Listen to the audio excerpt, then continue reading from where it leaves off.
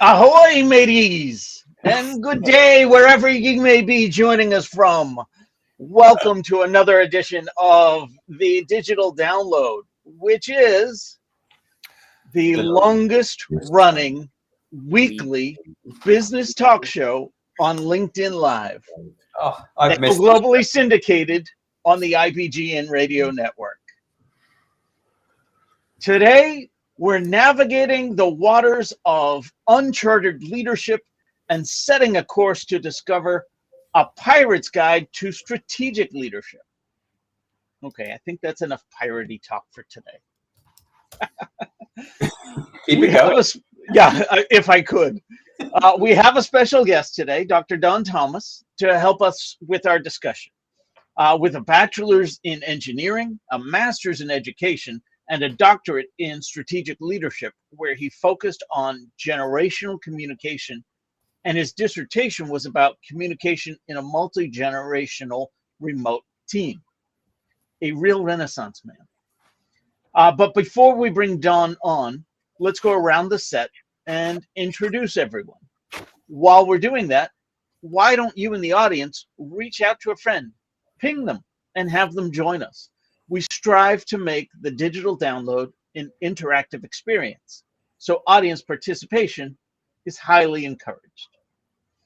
Okay, with that, Adam, would you kick us off, please? I'd love to. Before I do, though, why are pirates called pirates? Oh, gosh. I don't know. Why are pirates called pirates? Because they are. All righty. Yep. It's going to be one of those days. That's great. Hi, everybody. I'm Adam Gray, co-founder of DLA Ignite, and very excited to be here because some years ago, Tim and I were at a talk given by Sam Aland-Corneith, and he wrote a book called Be More Pirate, and it encouraged me to actually go and explore a little bit about pirates. What a fantastic bunch of people they were. So very, very exciting to hear about all of this piratey stuff. Excellent. Well, we're glad to have you here. Bertrand, welcome. Thank you, Rob. Hi, everyone. I am the French on the call, so don't know whether I'm the pirate, but I'm definitely the French on the call.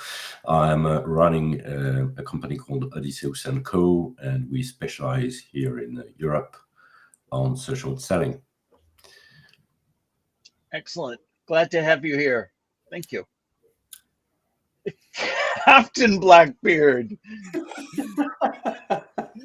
Good morning, Alex. Yeah, I'm trying to get into the theme. So then you need the eye patch and the parrot on your shoulder.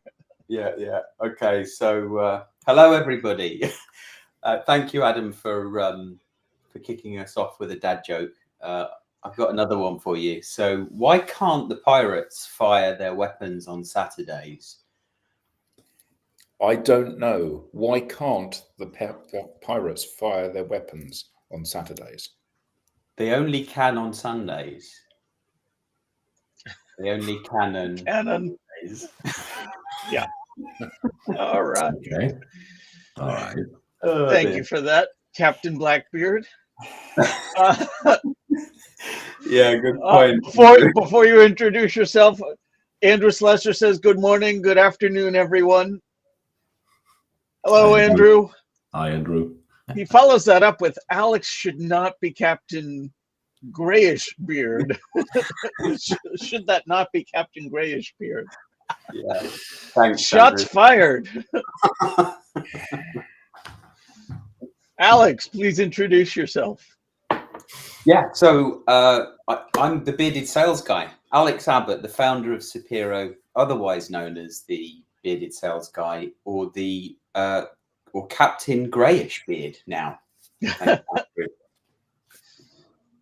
Excellent. Thank you. Glad to have you here. And myself, I am Rob Durant, also known as Rob.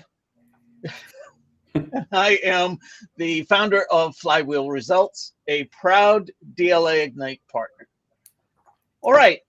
As I said, this week on the Digital Download, we'll speak with Dr. Don Thomas, author of the book, A Pirate's Guide to Strategic Leadership. His work promotes a blend of creativity, courage, and flair in leadership, advocating for adaptive and democratic organizational structures inspired by historical pirates. Let's bring them on. Don, good morning and welcome. Good morning. I didn't expect so piratey of a welcome, but fantastic. I appreciate that. All in theme. Absolutely. Don, why don't you please tell us a little bit about yourself and how you got here? Absolutely. I always like to start with kind of a one-liner to describe me. I'm kind of one part strategic communicator, one part technologist with a sprinkling of pirate thrown in just to keep it all balanced.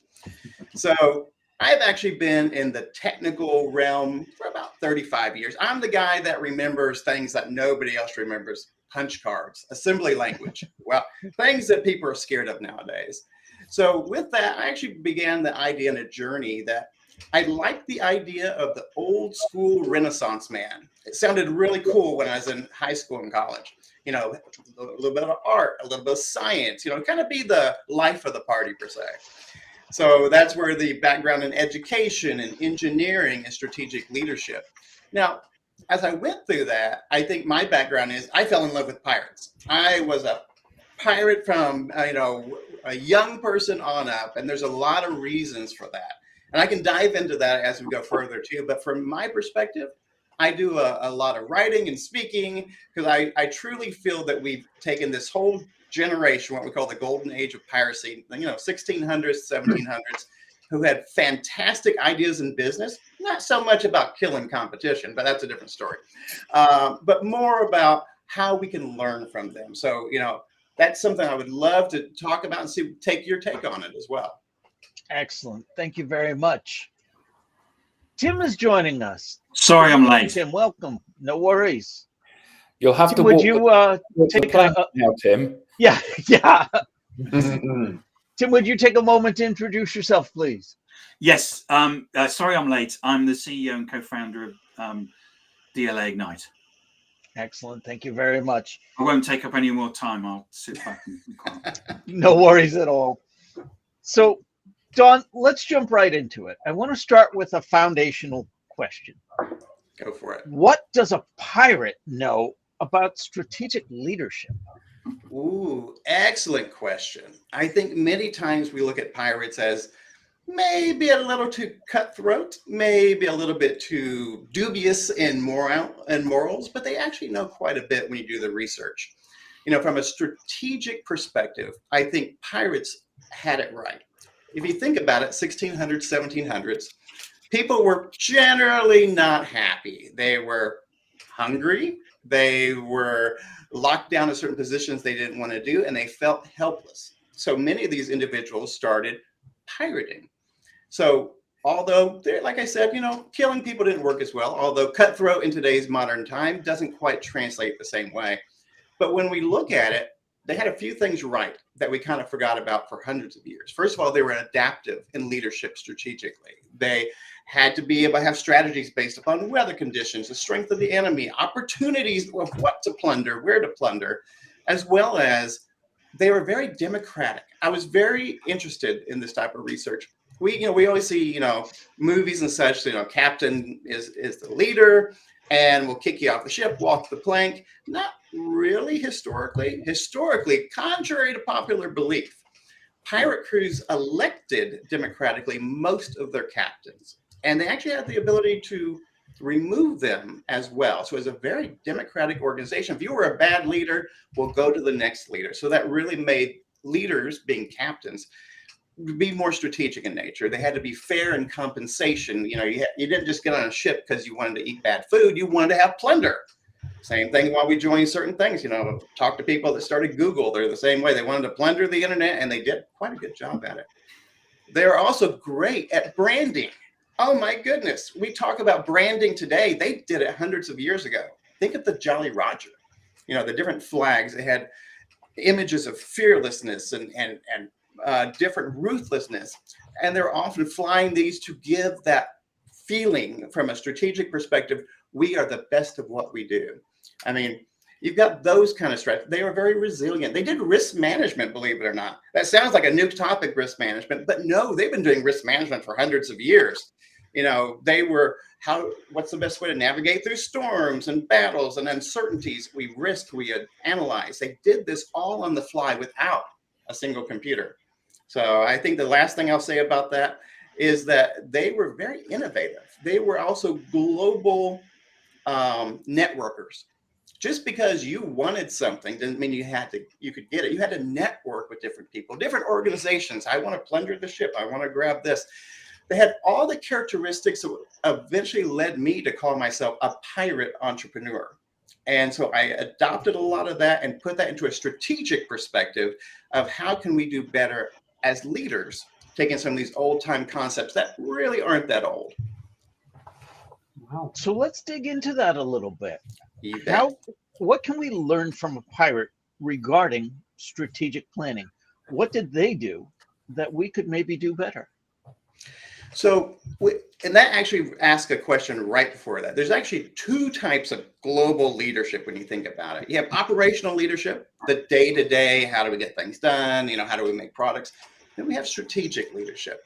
So strategic leadership more looks at how do we do things in the future properly, 1, 3, 5 years, we would say nowadays, so that our operations don't go bad. And that's usually what kills an organization. So successful pirates, Edward Teach, Blackbeard, you know, what they would do is that they would actually have groups of organizations that would scout out competition strategically. They would look for who they are. They would look for opportunities, not just today, but what they're going to do in 6 months, as well as how do they build those networking relationships to ensure that occurred. So they started doing that type of strategy, not worrying about today. They had great people, theoretically, if you think pirates are great, on their ships doing the day-to-day, but they were planning out what that future looked like to be more successful using that type of strategy.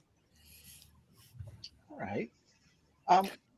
I remember reading about pirate, and one of the things that I was so impressed about was that in a time when people were very straightforward and simple in their view of things, pirates embraced the idea of same-sex marriage. They embraced the idea of insurance for people. So if you were injured, then you would get a payment from every additional plunder if you were injured on the job. Pensions and the opportunity to retire. This is hundreds of years before the rest of society adopted this kind of thinking. Remarkable, really.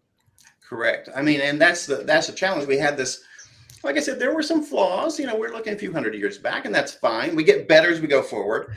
But they had some novel concepts that people really squashed. You know, we had many of the Royal Navy and so forth just really removing all of that. And then we started again under a society of we know what's best for you versus we really want you to do whatever you want as long as it doesn't affect me negatively. So, I mean, I think they had some great ideas to follow on that. And, you know, we're now catching back up. That's the odd thing. Hundreds of years later, it's like, we just thought of something really great. It's like, no, they thought about it a long time ago. You mentioned risk analysis. So what can we learn from pirates about risk analysis? So as you probably know, there were probably hundreds of different pirate ships out there. They came, they went, and then the ones that stay in our mind, you know, like we talked about, you know, Blackbeard and a few others, they got there not just because of their ruthlessness, but they actually worked in strategic councils. And I think that's the first thing I take from looking from a strategy perspective.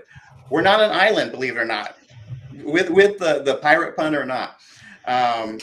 That many of these had strategic councils. They came together, they worked to be better. That's what made them from a strategic perspective. They learned, they were not beneath themselves, or they were not over anyone. They weren't beneath learning from another pirate as well. So I think that's what one thing we take away from this. In today's world now, many times we look at it as I've got to do it on my own, or I need to perhaps step on other people to move my way up. wasn't really the pirate way. The pirate way was, how do we make it good for everyone? But to get there, I need to work with others. So strategically, we would look at shipping channels. We would look at maybe new technology. There are also early adopters of technology, believe it or not. You know, in the naval realm, new technologies would come up. We think about them as like, oh, that's old school. But new things would come up. Pirates would gravitate them first, and they would be strategic. And they would also do risk taking to say, is this something that'll work? Is this something that we can plunder with? Is this something we can take into the ship out with? So they did those types of risk assessments, and then they worked with teams to say, what are you seeing?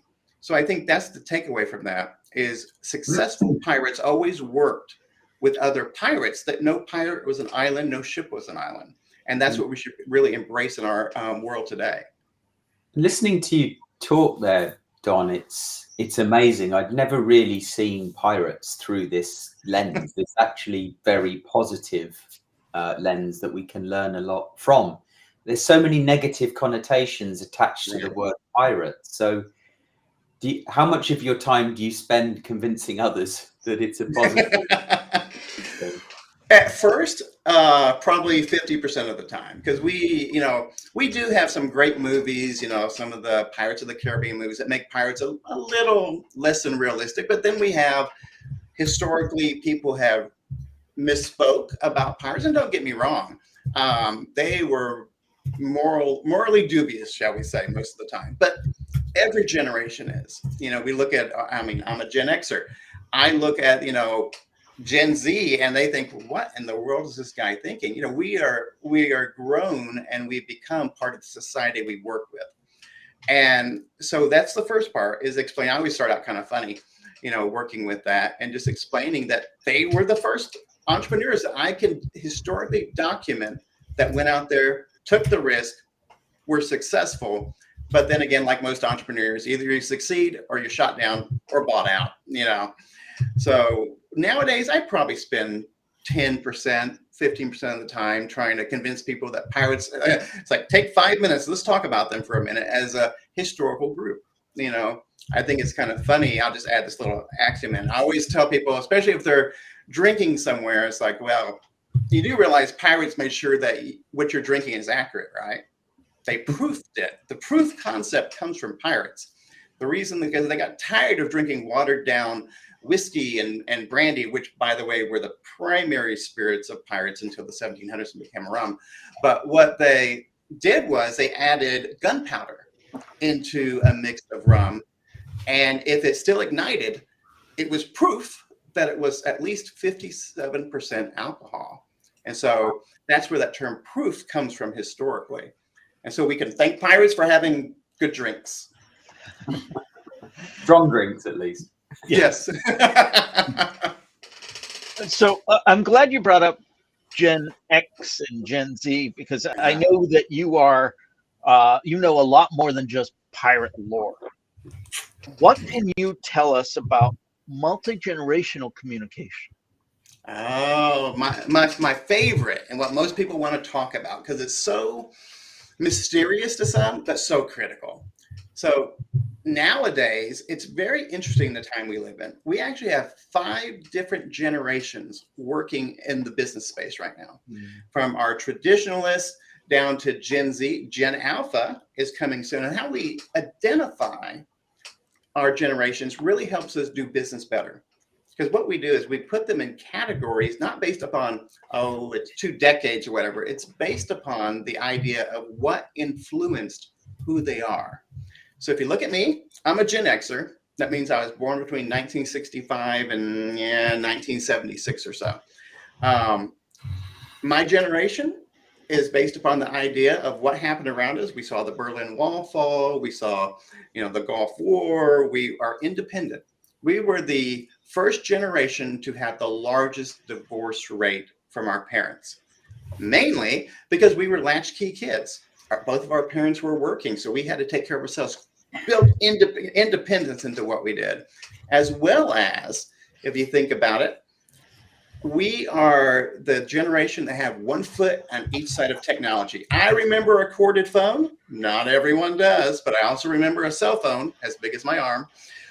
So we broached that particular technology, which made us strong in business, as well as the ability to work with others. It builds our communication. So each generation has a communication preference, what they're looking for in life. Like me, my communication preference for most Gen Xers is email. But you go back to boomers, a little differently. Traditionalists hate technology. So what I do is I teach people and organizations how to work with all these great generations, because they all have great pieces of value. But if you don't communicate properly, or you don't look at what their expectations are from a cultural perspective, or how do we reach a particular generation maybe in a remote environment, we usually don't do as well. We can only be as successful as bringing all these teams together. And so that's what I do a lot, is talk about how to reach these people, what makes them unique, what makes them a differentiator. I guess to some degree, I'm a multi-generational whisperer. You say each generation has a communications preference. Why don't they just follow mine? Mine's the best. And what is that preference? I really don't know, honestly. I can tell you it's not texting. He still texts everybody, Don. Oh, I try not to text everyone. That's more of a Gen Z millennial kind of communication. Of course, Rob is a millennial. Did you not know that? You're very kind, Tim. Thank you. Maybe Gen Alpha, 2010, 2012. But yeah, we divide these up into what happened to everybody, and they're not static. At one time we thought Gen Z was 2001 going forward. Then we shifted them back, from us geeky kind of people that look at this to 1997, because you based upon what goes on in the world. We had to add in some criteria that made them unique, the towers and everything falling. So we had to do that. Well, Gen Alpha, the brand new one hitting the marketplace, we used to think they were 2012. We bumped them back a little bit to 2010, because that's when the first iPad came out. And that's when we kind of see a delighting point between being truly born into technology. So my background is a lot of training and development. Each generation having their communications preference. When you pointed out to me, I go, oh yeah, that's obvious, but I don't think of that at first. Mm-hmm. I am curious about the implications of training and development across generations. Now, again, recognizing that they have their communications preference, both in terms of how I'm delivering anything I might be training and what I'm delivering in terms of training. How do you help the multi-generation training and development aspect of communication? Excellent question. I actually have to dig into my other backgrounds as well, because I have a background in education. And so that is the first part of this, understanding how people learn.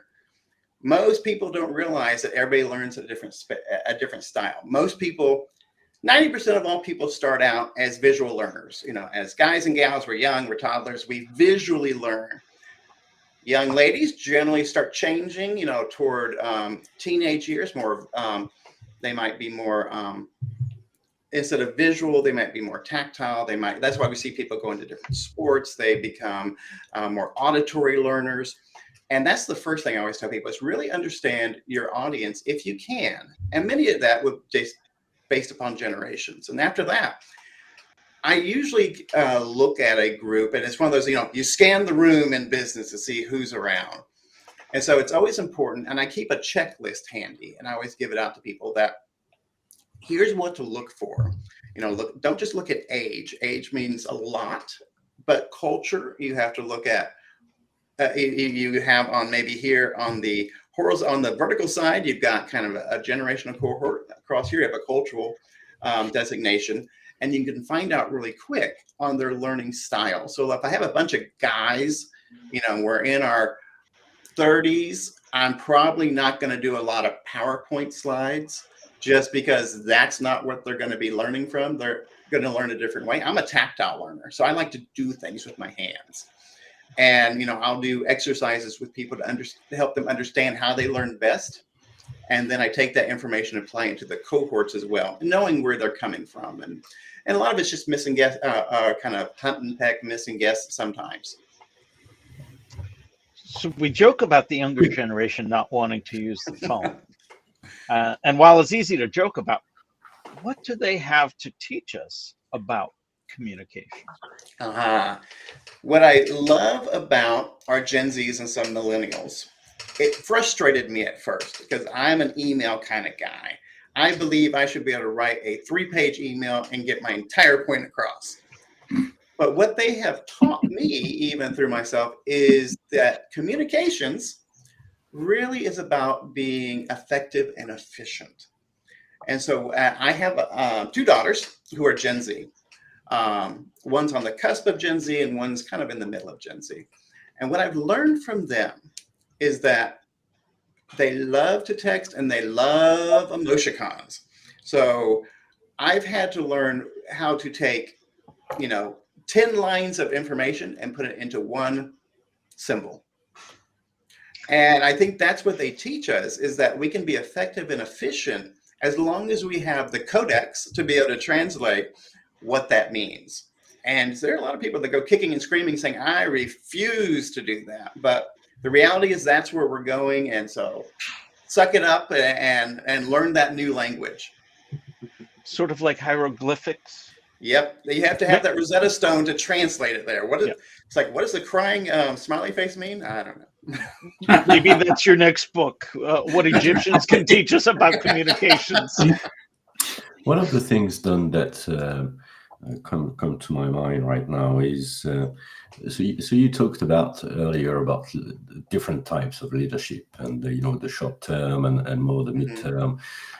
I'm just thinking, I do also have 3 kids, and their relationship to time is very different than mine. And I was just wondering, is there room for them in the strategic space? There is, but there needs to be a modification. What I have learned from my own children and their friends and everybody else is that time does march on, but they could care less most of the time. And I'm a very timely person. I show up at meetings 5 minutes early. I feel that early is on time and on time is late. And so there is an issue a little bit that there seems to be no hurry in understanding how time fits, as well as many of the younger generation don't understand why maybe sometimes they are treated poorly, or maybe you show up 5 minutes late to an interview. Why didn't you get that job?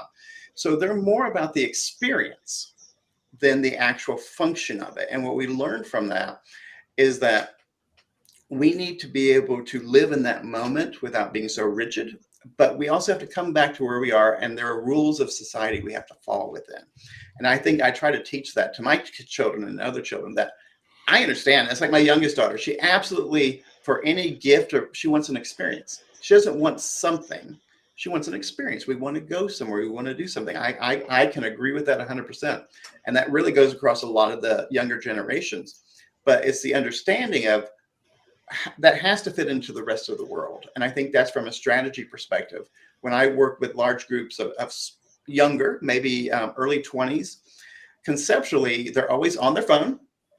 They have no skills communicating face to face, because they will chat next to the person next to them on the phone and not say a word to them. It drives me insane. So you have to kind of bring them out a little bit and, doing those types of exercises of how do we get you interacting strategically with other people?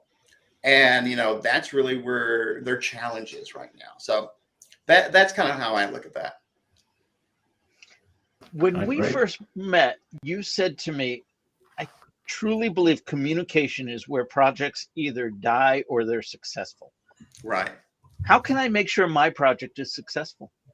I always tell people, if I had a superhero ability, what that would be is the ability to translate business to technical and technical back to business, because those translations are where almost every project will succeed or fail, because you set expectations based upon business saying, I want this, and maybe it could be technology, it could be marketing, whatever, and they're understanding something different.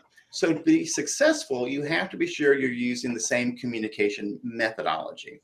And that's where this whole multi-generational cohort communication comes from. Because if I'm working with my social media team, much younger than me, but I've also learned how to communicate and verify. It's always trust but verify for me. I trust you know what I said, but let me verify what you said.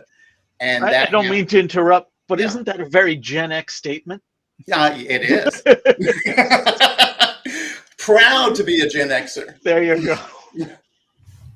So those are really where it comes down to is you're absolutely 100% correct. I live and die by that idea of I hate the idea we have to translate nowadays. It used to be translation wasn't necessary.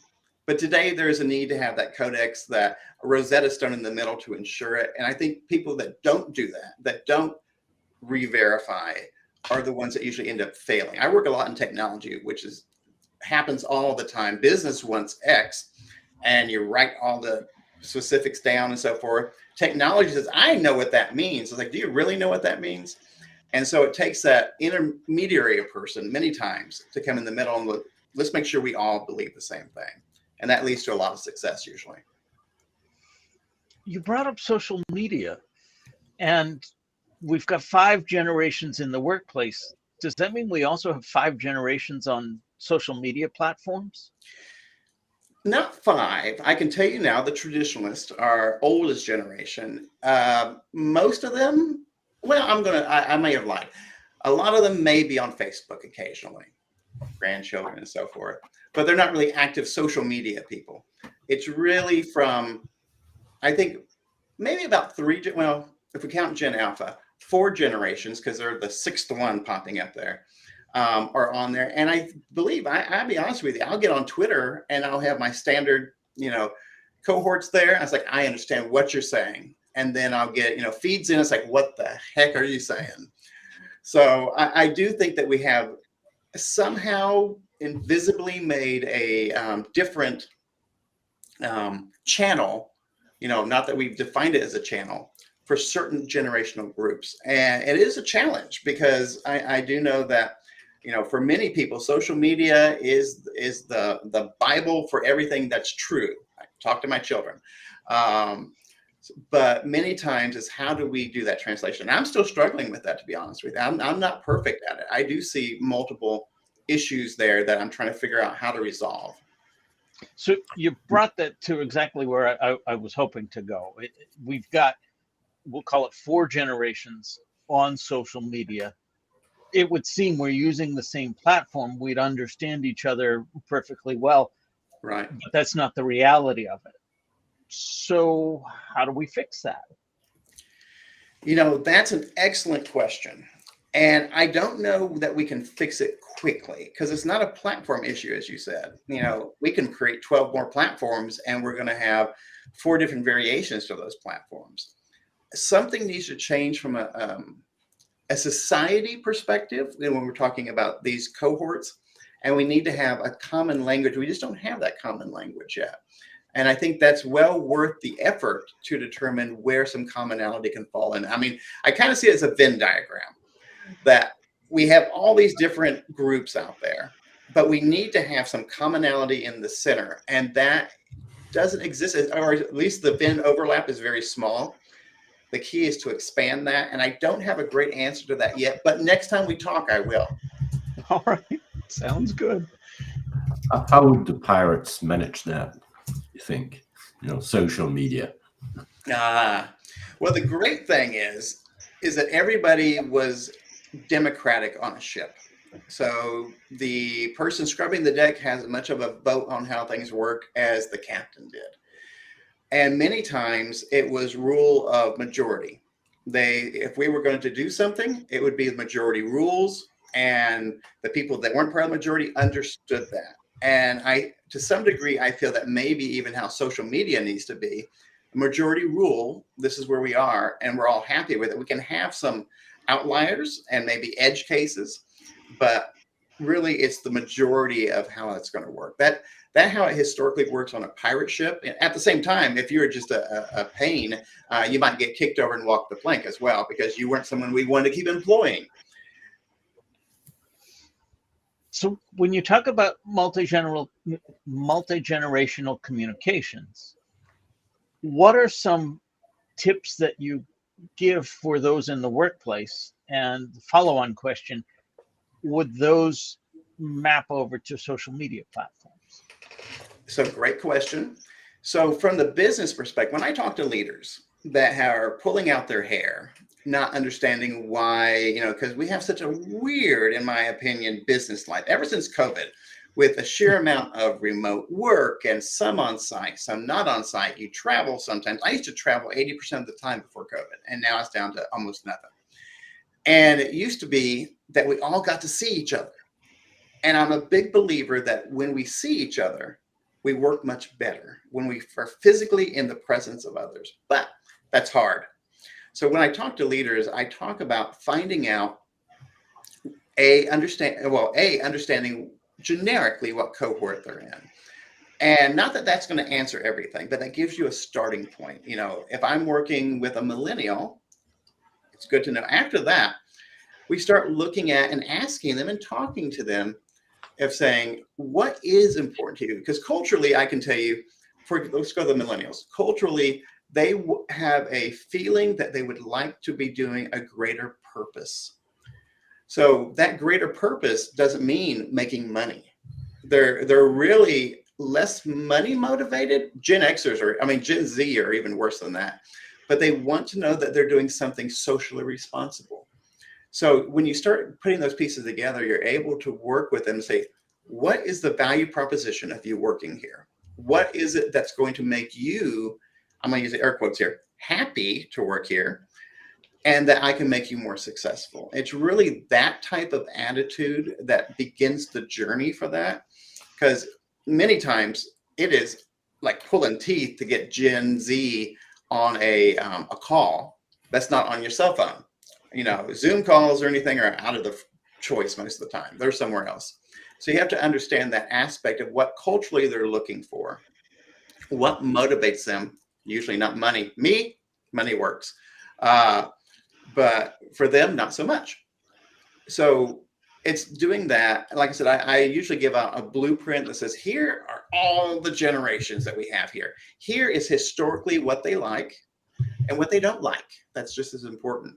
But then after that, you need to build that relationship now that you understand the blueprint, go forth and make it real.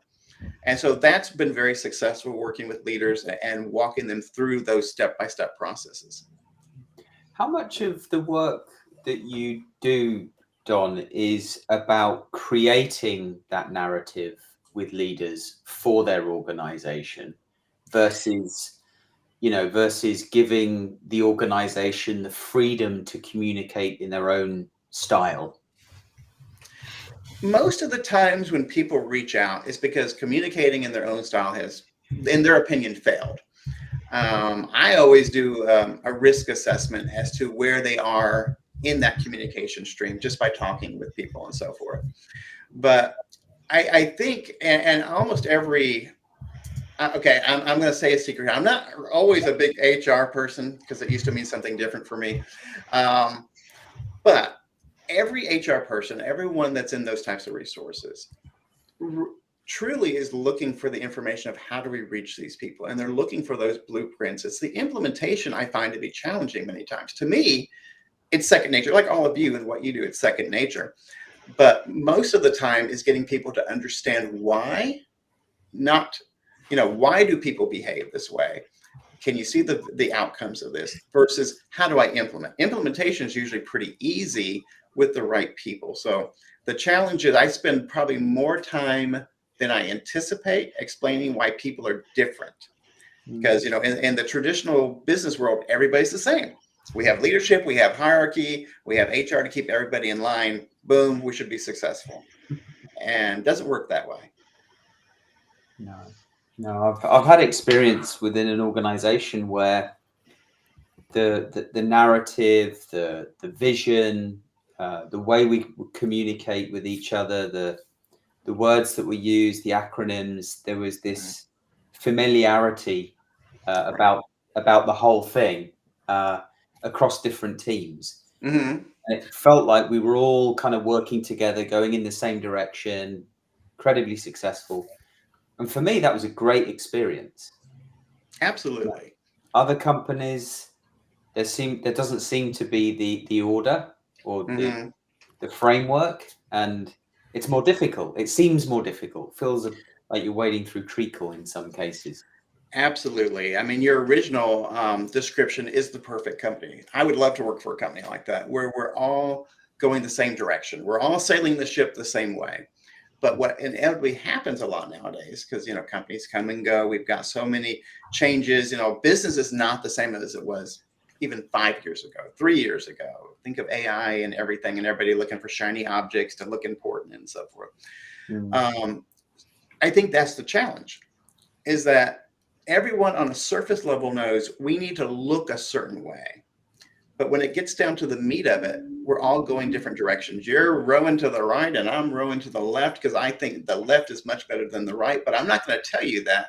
And then you have leaders having those same types of issues, or working with people that just don't understand the vision. And that's part of strategic leadership, is casting that vision of, you operationally are doing the right thing today. You are rowing the boat all in the same direction. Good job. But we need to do more than row the boat. We need to have a strategic vision of where maybe we're adding sales to that boat. We're growing larger and bigger. And, you know, here's how we're going to get there. And that eventually becomes that type of day-to-day leadership, you know, as we move forward with more strategic leadership. It's a moving target, but it's a good moving target. And I think people don't get that. I think I see a lot, and I work a lot in technology and hospitals and healthcare, that we're all happy with the status quo. And status quo doesn't sit well for me. We don't change just because we change. We change to be strategically better. And I think that's what people are not seeing, is that when we're strategically changing to be better as a team, as an organization, we all start feeling that same momentum. And we actually go faster because now we're going downhill.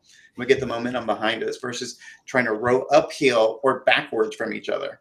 Is there, and I'm sort of playing this analogy through in my mind, but is there a certain size in which a company gets, and actually your method, your approach doesn't work, or is it just a case of growing the fleet?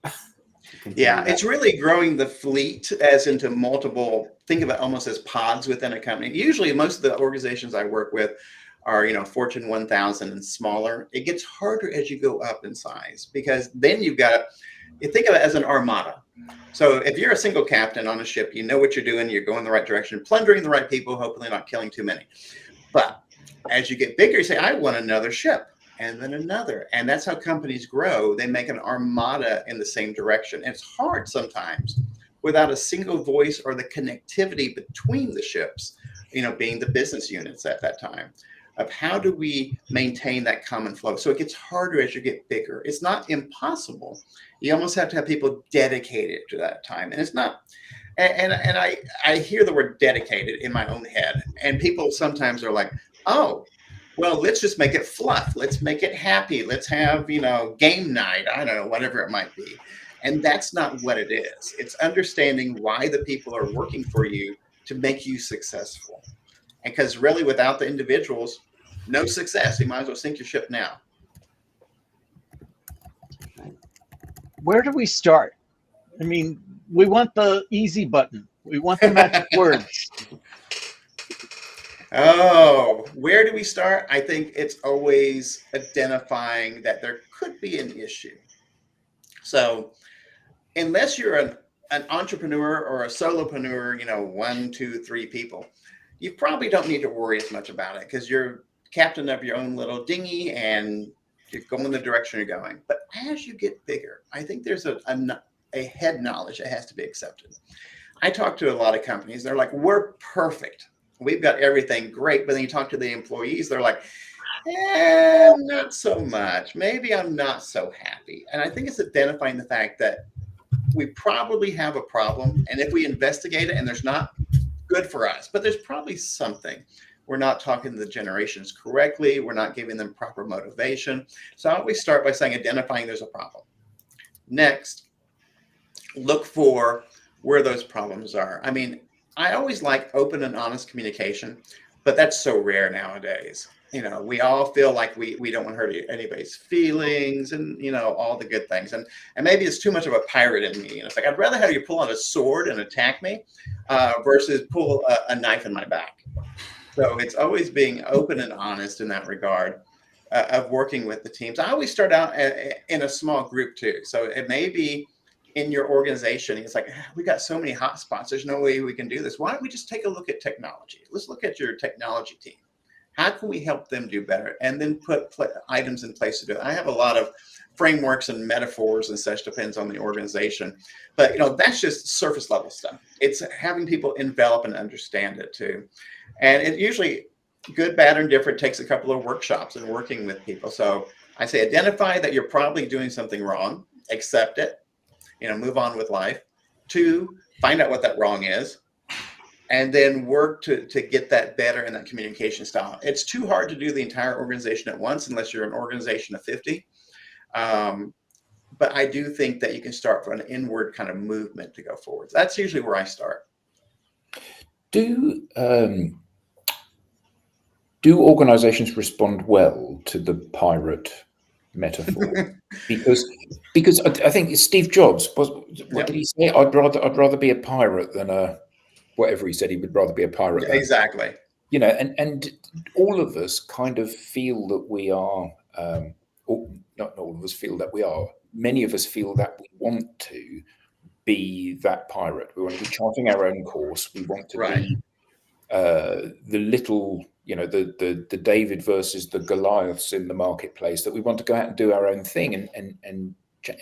And this can be a very beguiling and compelling narrative to give people.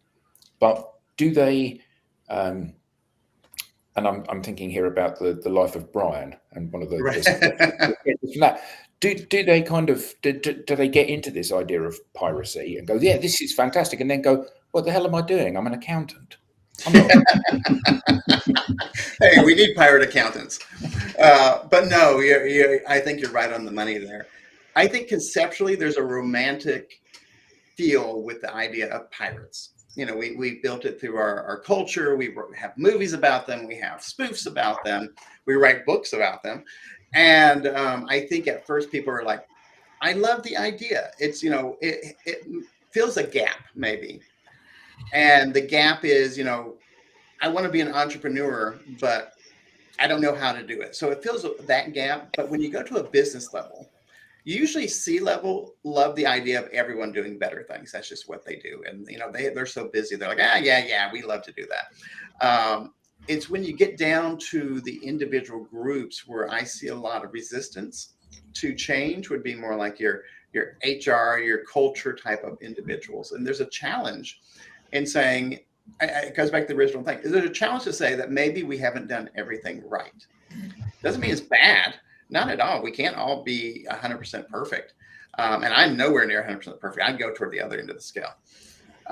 But I think there's a challenge in people as a whole from a business perspective, accepting the pirate kind of metaphor. Individually, I see a lot more people kind of take that item and run with it. But once again, as you said, I love the idea. I want to jump in, but how do I do it being an accountant? And it doesn't mean you can't, but it just means that it's giving you a foothold to jump off there. So yeah, from a business perspective, it can be a little more daunting to get everybody on board. Yeah, and I think that there's one thing, me being convinced that I need to be a pirate, and something entirely different, everyone else being convinced that I need to be a pirate. Right. And I was speaking to a guy that I've known for a long time earlier this week, and he changed companies and went to work for another company, and he's kind of quite active on social. And he said, they hired me because I was different to what they were doing. So it would open doors that they otherwise couldn't open. Now, he's been in there 6 months, and Tim's laughing because he knows exactly where this is going. He's been in there 6 months, and they've said, actually, you're doing too much of this stuff. And he's like, what the hell are you talking about? This stuff is exactly why you hired me in the first place. Right. But they have become fearful of the very thing that they found attractive in him to begin with. Exactly. And I've lived that life as well. Yeah. So how does somebody maintain that? How does somebody convert the people that are less sure or are more conservative in the organization or organization to be braver with these initiatives? No, I think that's a great idea. And it is a challenge. I personally experience that challenge probably every time I work with another client or I work for another organization. It's like, we love you. We love the idea. Now get in and fit with everybody else. It's like, fantastic. I love that. Usually it comes down because I've said earlier, I'm a very transparent person. So I love chatting with people and understanding what they liked and what they didn't like and why it's a challenge for them. And that sounds very simple, but usually that will tell me if it's going to be any change. Sometimes I found places where they've said, hey, we love you. We want you to make this change. You're the guy. And then now hush up and sit in the corner. When I used to live in Texas, we called it the person who used to sell roofing. So in Texas, there were many storms that would come by and your roof would get all torn up. Then a guy looks like me in a brand new white pickup truck, never been used before, with a ladder on back. It looks really good. Would come by and say, look, here's your price. And then you say, great, fix my roof. Now a completely different crew comes out that looks nothing like Don, an old beat up truck and everything. It's the art of surface level illusion. So they want people to say, hey, I wanted this person. I wanted Don in, and now I'm keeping him from other people as well, because he's kind of that linchpin to a catalyst of competition. So when I work with people up front, I just tell them, I'm who I am. If you're going to have to tell me not to do something versus me natively adhere to what you're doing. And I always let people know my philosophies ahead of time, because whoever hired me is not always the person I'm working with. So a lot of that comes down to the whole thing of, this is who I am. And if it doesn't work, I move on. I'm a pirate and I have other ships that I can take over and be elected to be a captain on.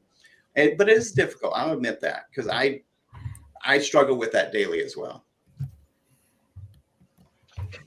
Don, this has been great. How can people get in touch with you? Absolutely. So you can always go to my website, which is, believe it or not, drdonthomas.com. If you go there, you'll see articles, books, philosophies. There's, you can contact me from there. It's a single one-stop shop for everything Don and Pirates. So that would be the best way. Excellent. So we now have a newsletter. Get show highlights, get beyond the show insights, and get alerts for upcoming episodes. You can scan the QR code on screen, or you can visit us at digitaldownload.live and click on the newsletter section. On behalf of the panelists, to our guest Don, to our audience, I want to thank you all for being an active part of today's show. Thank you very much, and we'll see you next time on the Digital Download.